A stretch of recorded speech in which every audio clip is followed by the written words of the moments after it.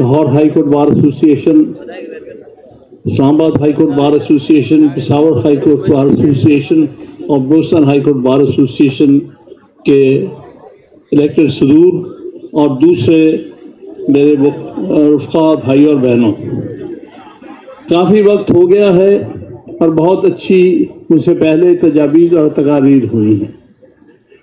मैं समझता हूँ कोई चीज़ ऐड करने वाली तो नहीं रही, लेकिन मैं ये गुजारिश करूँगा कि इस वक्त हमारे सामने क्या चैलेंज है, और मैं समझता हूँ वकला ने जिस तेज़ी से इस चैलेंज को कबूल किया है, मैं सलाम पेश करता हूँ।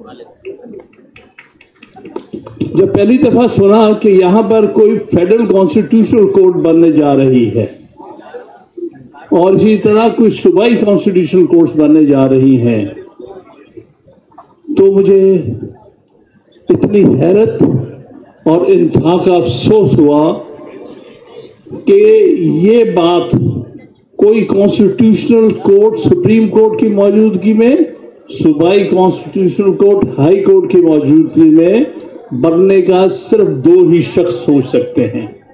एक वो जो लाइलम हों, जिनको दुनिया के कवानीन और सिस्टम्स ऑफ कोर्ट्स का नाइलम हो। जिस तरह सलाहुद्दीन साहब का बिल्कुल रेफरेंस दिया कि इन्होंने 30 सितंबर को एक बहुत आला किस्म का एक न्यूज़ में, मैं समझूंगा सबको पढ़ना चाहिए। दुनिया में मुख्तलिफ निज़ाम हैं। कॉन्स्टिट्यूशनल कोर्ट हमारे निज़ाम में जो कॉमन लॉ से मुतल्लिक़ है, एक यूनिफाइड इंटीग्रेटेड सिस्टम होता है जो नीचे मैजिस्ट्रेट से लेके सिविल जस्टिस कॉन्फ्लिक्ट बनाई जाती है। हमारा उस सिस्टम से कोई ताल्लुक नहीं, ना हम लोग समझते हैं ना हमने आजमाया हुआ है। सो इस किस्म की बात करने वाला या लाइलम होगा या बदनीयत होगा। वो इस मुल्क के आईनी और कानूनी और अदालती निज़ाम को तह करना चाहता होगा, तभी ये बात करेगा, वरना मैं उसको वकील मानने को तैयार नहीं हूँ। वो वकील नहीं है जो काले कोट को दफन करना चाहता है, आग लगाना चाहता है। इसके बाद अगर अदालतों की मुतवाज़ी निज़ाम बन गया, मुतबादल निज़ाम बन गया, तो फिर उसके बाद कोई किसी को रिलीफ नहीं मिलेगा। मैं मानता हूं कि हाई कोर्ट और सुप्रीम कोर्ट की कोई बहुत अच्छी परफॉर्मेंस नहीं है पिछले 70 साल में, 70-75 साल में।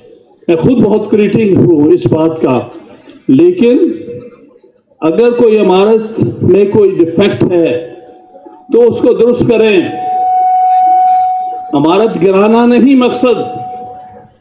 अगर अदालती निज़ाम में कोई नक्स है तो उसको रिफॉर्म कर सकते हैं, लेकिन ये मकसद नहीं कि उसको वैसे ही गिरा दिया जाए। क्योंकि मसला क्या है, असल मसला क्या है जिसकी तरफ आपकी तवज्जो दिलानी है।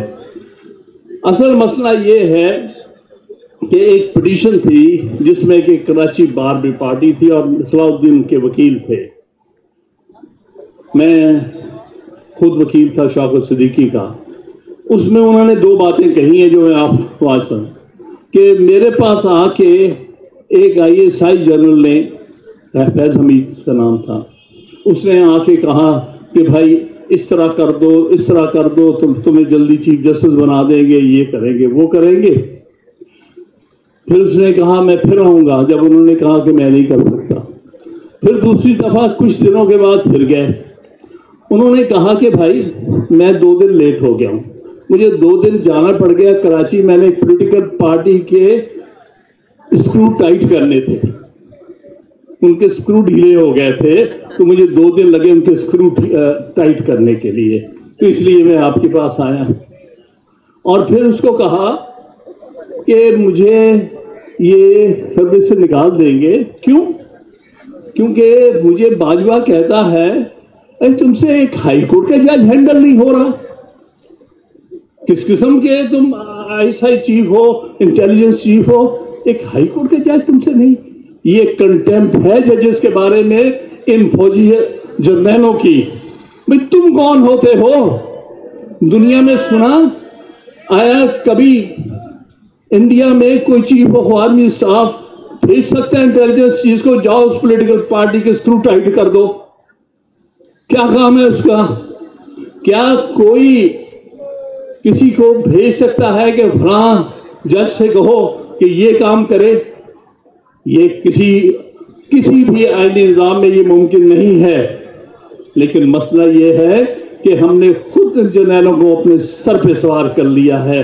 کبھی اس سے مل کر ایک پارٹی اقتدار میں آتی ہے، پھر اس کو گرا کے دوسری آ جاتی ہے. جس رات یہ پتا چلا کہ جی ہاں کوئی نیا آ رہا ہے تو ہم بیٹھے رہے کہ وہ ہے کس کے پاس جس کے لیے رات کو بٹھایا ہوا ہے. انہوں نے پوچھا کہ ایک صاحب جو اپنے آپ کو فیڈرل لا منسٹر کہتے ہیں، ان کے پاس ہے؟ کہتے نہیں. غالباً پرائم منسٹر کے پاس بھی نہیں تھا وہ مسودہ. تو مسودہ کہاں تھا؟ پتہ چلا وہ GHQ میں تیار ہو رہا تھا. یہی مسئلہ ہے. دس از دی پرابلم. پولیٹیکل پارٹیز ہم ہے اس میں ان کا سائڈ دیتی ہیں. بارہا دیکھ چکی ہیں کہ انہی کے ہاتھوں پہلے کندھے پہ چڑھتی ہیں. اسی حوالے سے جنرلز کی ڈومیننس کے حوالے سے میں صرف ایک اور واقعہ آپ کو یاد کراؤں گا جو میرے کنٹمپریریز جانتے ہیں، نوجوانوں کو علم نہیں شاید. 1985 میں ایک حکومت اپنے ہاتھ سے بنائی تھی ایک پارٹی لیس الیکشن کی بنیاد پر. ایک ڈکٹیٹر جس کا نام ضیاء الحق تھا. اس موقع پر جس پر ضیاء الحق تھا اور محمد خان جنیجو صاحب جن کو وزیر اعظم بنایا جا رہا تھا، ضیاء الحق نے کہا اپنی انگلی کے اشارے سے ایک دفعہ باہر کو انگلی، پہلے اس نے اپنی طرف انگلی کی، انڈیکس انگلی جسے کہتے ہیں، ہم کچھ لے نہیں رہے. پھر اس نے انگلی دوسری طرف کی، ہم کچھ دے رہے ہیں. زندگی میں وہ ایک ہی دفعہ اس نے سچ بولا ہے، وہ بھی غلطی سے بول گیا. لیکن یہ مائنڈ سیٹ ہے ملٹری اسٹیبلشمنٹ کا. وہ کیا کہہ رہا تھا؟ دیکھو ملکی وسائل بھی ہمارے ہیں، ملک کی اقتدار بھی ہمارا ہے، ملک کا دفاع بھی ہمارا ہے، ملک کا آئین بھی ہمارے تحت ہے. کیونکہ ضیاء الحق کہا کرتا تھا یہ کیا چیز ہے آئین؟ یہ 24 صفحے کا کاغذ ہے، اگر آپ کو یاد ہوگا میں جب چاہوں پھاڑ کے پھینک سکتا ہوں. یہ مائنڈ سیٹ ہے ہر جنرل کا، کوئی بھی ہو جو آتا ہے وہ سمجھتا ہے وہ اس ملک کا اور اس کے ساتھ ملٹری اسٹیبلشمنٹ اس کی مالک بن چکی ہے. اس لیے اس نے کہا کہ اقتدار تو سارا ہمارا ہے، محمد خان جنیجو کچھ تمہیں اس میں سے دے رہے ہیں. اس کا مطلب جب چاہیں واپس لے لیں گے. جب تک آپ ان کو واپس اپنے جگہوں پر بیرکوں پر نہیں بھیجیں گے، یہ مذاق اس ملک کے ساتھ ہوتا رہے گا. کبھی ایک سیاسی جماعت استعمال ہوگی، کبھی دوسری سیاسی جماعت استعمال ہوگی. ان کو سمجھ نہیں آ رہا کہ بھئی ایسے تم اس کے استعمال میں آ رہے ہو، کل کو تم ہی اٹھا کے باہر پھینکیں گے، پھر تمہیں سمجھ میں آئے گا کہ ہم اس کے ہاتھوں کھیل گئے ہیں. یہ بدقسمتی مسلسل چل رہی ہے. ہر سیاسی جماعت یہی غلطی کرتی ہے. دوسری بات، جوڈیشری سے کیا شکایت ہے؟ جوڈیشری شکایت ہے کبھی کبھی یہ انڈیپینڈنس شو کرتی ہے، جنرلی نہیں کرتی. ارشاد حسن خان ہوتے ہیں، یہاں شیخ ریاض بھی رہا ہے. اب انہی کی ایک شکل میں ایک بنام قاضی فیض بھی بیٹھا ہے، جس کو ایک زمانے ہم نے کندھوں پہ اٹھا لیا تھا. مجھے منیر ملک صاحب نے اور محبوب رشید رضوی صاحب نے کہا تھا کہ یہ مجھے خیال تھا کہ اس نے چند ایک اچھی ججمنٹس دی ہیں. اس نے ایک جرت کی تھی کہ کہا تھا کہ بھئی جنرلز جاؤ جا کے ایک آئین کے تحت اپنا حلف پڑھو، اس میں لکھا ہوا ہے تم سیاسی ایکٹیویٹی میں حصہ نہیں لے سکتے. یہ بہت اچھی بات کی تھی. اس کے فوراً بعد اس کے خلاف سارا سازش شروع ہو گئی اور ریفرنس ہو گیا. میں تو اس قاضی فائز صاحب کو سپورٹ کر رہا تھا. جس نے 2015 میں فل کورٹ میں جب ہم نے چیلنج کی تھی 21ویں ترمیم ملٹری کورٹس کی، میں اس میں لیڈ کاؤنسل تھا. تو اس میں اس نے 6 ججوں میں سے ایک تھا جنہوں نے ڈیسنٹ کیا تھا کہ ہاں آئین کے تحت ملٹری کورٹ سیٹ اپ نہیں ہو سکتی. میں تو اس قاضی فائز صاحب کے ساتھ تھا. میں تو اس قاضی فائز صاحب کے ساتھ تھا جس نے ایک ججمنٹ میں کہا ہے کہ جنرلز اور ججز کو پلاٹس نہیں ملنے چاہیے. اس قسم کی اچھی علام میں اس قاضی فائز صاحب کے ساتھ ہے. ولیدی صاحب جانتے ہیں جب 2016 میں ایک ٹریجڈی ہوئی تھی بہت بڑی کوئٹہ میں, ہمارے 56 وکیل شہید ہو گئے تھے ایک ٹیررسٹ اٹیک میں, اور اس کے بعد سو موٹو تھا, جمالی صاحب چیف جسٹس تھے, اور اس کے سامنے مجھے بلوچستان کی ساری بارس کا ریپرزینٹ کرنے کا اعزاز ملا. تو میں نے کہا اس میں کمیشن بنائیں, جوڈیشل کمیشن بنائیں, اور سپریم کورٹ کا ہو, اور اس میں وہ جج ہو جو اس کا تعلق بلوچستان سے ہو. اس پر تھوڑا سا مجھ سے ناراض ہوئے جمالی صاحب, لیکن آخرکار انہوں نے بنا دیا.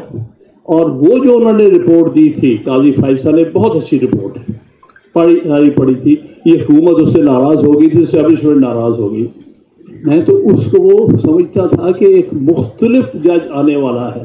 مجھے کیا پتا کہ لوگ کہاں سے کہاں پہنچ جاتے ہیں. ذاتی لالچ, نفرتیں, یہ چیزیں لوگوں کو اپنے آپ سے الگ کر دیتی ہیں. یہ ایک ہماری انفارچونیٹ بات ہے, اور سارے وکلا نے ساتھ دیا ہے. اس کا اس نے اس لیے ساتھ دیا کہ ملٹری اسٹیبلشمنٹ اس کو پنش کرنا چاہتی تھی اس کی انڈیپینڈنس کے لیے. لیکن افسوس کی بات ہے آج ان کا وہ سب سے بڑا اعلیٰ کار بن کے رہ گیا ہے, سب سے بڑا سہولت کار بنا ہوا ہے. فیصل صدیقی تو یہاں تک کہا وہی ہے ایک جس کے لیے سارا کچھ ہو رہا ہے. میں نہیں سمجھتا, اس میں بہت سارے اور بھی سہولت کار ہیں جو سوچتے ہیں کہ میرے فلاں رشتہ دار کو وزیر اعظم بن جائے گا, میرا فلاں رشتہ دار وزیر اعلیٰ بن جائے گا. بڑے بڑے چکر دیے ہوئے ہیں, اور اس چکر میں بہت سے لوگ پھنسنے والے ہیں اور پھنسے ہوئے ہیں. وہ یہ نہیں سمجھتے کہ اگر نظام برباد ہو گیا, اگر عدالتیں جو بےمانی ہو گئی, اگر آئین جو ہے بے عمل ہو گیا, تو ان کی بھی کوئی جگہ نہیں ہوگی. پھر کمپلیٹلی اسی مائنڈ سیٹ کے نیچے ہم آ جائیں گے جس مائنڈ سیٹ نے اس ملک میں نہ جمہوریت آنے دی, نہ آئین کی عملداری ہونے دی, نہ رول آف لا ہونے دیا. لہذا میں آپ سب سے اپیل کرتا ہوں کہ آپ نے بہت اچھا قدم اٹھایا. کراچی بار نے ہمیں اکٹھا کیا. میں عرض کرتا چاہوں کہ غالباً 16 سپٹمبر کی بات تھی جب یہ بات سامنے آئی, تو میں نے سپریم کورٹ میں ایڈریس کرتے ہوئے میڈیا کو یہ کہا تھا کہ ہم کسی شکل میں فیڈرل کانسٹیٹیوشنل کورٹ نہیں بننے دیں گے, کیونکہ ہمارے لیے یہی supreme court court of federation ہے, یہی supreme court highest constitutional court ہے. لہٰذا اس کے متبادل کوئی کورٹ نہیں بنائی جا سکتی. یہ وکیلوں کی لاشوں پر سے گزر کے بنائی جائے گی. یہ نہیں بننے دیں گے, نہیں چلنے دیں گے. بھول جاؤ کہ تم چند چمچے اور ٹاؤٹ وہاں بٹھا کے اپنی مرضی کے فیصلے لو.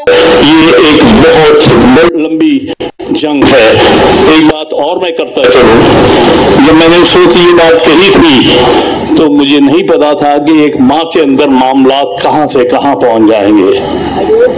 کئیوں نے کہا تم کس منہ پہ کہتے ہو کہ تحریک چلے گی. میں نے کہا میں نہیں کہتا, میں وکلا کو سمجھتا ہوں. وہ کبھی اس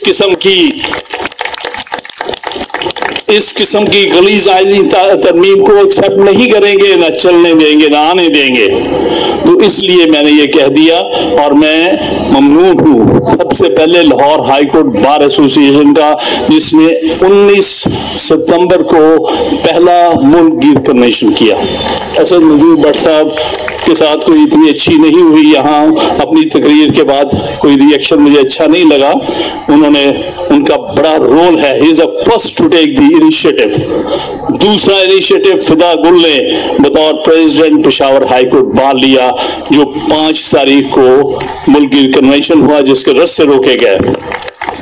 اور تیسرا ریاست علی آزاد صدر اسلام آباد ہائی کورٹ بار, اس کے ساتھ اسلام آباد بار کونسل بھی شامل تھی, اور اسلام آباد بار ایسوسی ایشن بھی. ایک ملک گیر کنونشن کیا ہے 7 تاریخ کو. میں اس کے بعد سوچ میں تھا, اور میں نے عابد زبیری صاحب سے بھی بات کی اور بھی دوستوں سے, کہ بھائی کراچی کے بغیر یہ معاملہ آگے نہیں چلتا. ہر دور میں मेरा तो यहाँ 69 से इन तहरीकों से ताल्लुक़ है। अयूब खान के ख़िलाफ़ भी मैं तहरीक उखला के जुलूसों में जाता रहा हूँ, और 1980-81 में जब हमारे यहाँ लीडर मीर मलिक और रशीद रिजवी साहब होते थे, उनके साथ भी, और फिर 90s में भी। तो कराची से ज़्यादा बहादुर वकला का जो इनिशिएटिव है मैंने बहुत कम देखा, तो कहीं यहाँ भी हो जाए। तो मैं आपका जनाब, आपका वलय साहब, आपका और आपकी टीम का ममनून हूँ। आपने हमारी इज्जत रख ली, आपने कराची की इज्जत रख ली, आपने पाकिस्तान में इस तहरीक को आगे ले जाने की इज्जत रख ली। मैं आपका फर्दन भी सारे पाकिस्तान के वकला की तरफ से भी ममनून हूँ। आपने कराची की ट्रेडिशन भी कायम रखी, कराची का रोल भी जो था हमेशा वकला का वो भी कायम रखा। इंशाअल्लाह ताला आइंदा आने वाले वक्तों में आपने इस जो जंग है इसमें आगे रहना है। मैं एक suggestion part in addition to जो सजेशन मुनीर मलिक साहब ने दी है, मैं पूरी तरह 100% इत्तफाक करते हुए मैं ये कहूँगा कि आप एक एक्शन कमेटी बनाइएगा जो इस तहरीक को आगे लेके जाए, जैसे हमने 2007 में बनाई थी। इसमें मैं कहूँगा high court bar association, Lahore high court bar, Peshawar high court bar, Islamabad high court bar, Balochistan high court bar, उनका सदर आपने तकरीर सुनी है, इतना बहादुर नुमाइंदा मैंने बहुत कम देखा है, बहुत अजीम, उसको भी इसमें शामिल करें। उसमें बलूचिस्तान बार काउंसिल की तरफ से राह बुलीदी साहब भी हों, इसमें आपके सिंध बार काउंसिल के भी नुमाइंदे हों, इसमें और भी नुमाइंदगान जो हैं KP के bar council, Punjab bar council, उनके भी नुमाइंदगान हों जो कमिटेड हों। उनकी एक्शन कमेटी बनाइएगा और ये सिलसिला कन्वेंशंस का सिलसिला आगे लेके जाने का जारी रहना चाहिए। मैं आपसे बहुत बहुत ममनून हूँ और यही रिक्वेस्ट करता हूँ कि इस मामले को यहाँ पर नहीं रुकना, अभी हमने बहुत फासला तय करना है, क्योंकि वो मंजिलें बहुत सारी हैं जो कि हमारे खिलाफ इस्तेमाल होंगी। क्योंकि यहाँ पर सवाल वहाँ आ गया है जो कभी कभी कौमों की तारीख में आता है। जिस तरह बांग्लादेश में वो वक्त आया, इस तरह से एक वक्त आया जब इंडोनेशिया में ये वक्त आया, 30 साल सुहार्तों के खिलाफ जब आवाज़ बुलंद हुई तो उस वक्त तब्दीली आई और वो तब्दीली का आज तक असरात चल रहे हैं। हमें कहीं रुकना नहीं। हमने इस मुल्क में जब तक आइन की अमलदारी और सिविल सुप्रीमेसी नहीं ले आते और जब तक हम अपनी फौज को अपने काम पर ना ले जाएं, क्योंकि वो नहीं हो रहा। रोज आप देख रहे हैं किस तरह से टेररिस्ट अटैक हो रहे हैं, किस तरह से हमारे पुलिस के फौज के जवान बेचारे शहीद हो रहे हैं, इसलिए कि आपका ध्यान सियासी पॉलिटिकल इंजीनियरिंग की तरफ पड़ा हुआ है। आपको कोई एहसास नहीं कि अपना काम करना सबसे पहले जरूरी है। मुल्क की सिक्योरिटी के लिए आप नहीं काम कर रहे, उसके बरक्स आपको सिर्फ पॉलिटिशियंस के जो हैं स्क्रू टाइट करने की पड़ी हुई है, आपको जजेस के स्क्रू टाइट करने की, उनको अपने मुताबिक हैंडल करने की पड़ी हुई है। आपको पहले पॉलिटिकल इंजीनियरिंग, अब जुडिशल इंजीनियरिंग की पड़ गई है। इसलिए मुल्क का ये हाल है कि यहाँ पर टेररिस्ट दूसरी तरफ से आके हम पर हमले कर रहे हैं और आप बेबस बैठे हैं। इसलिए जाओ अपना काम करो और आइन को अपनी अमलदारी करने दो।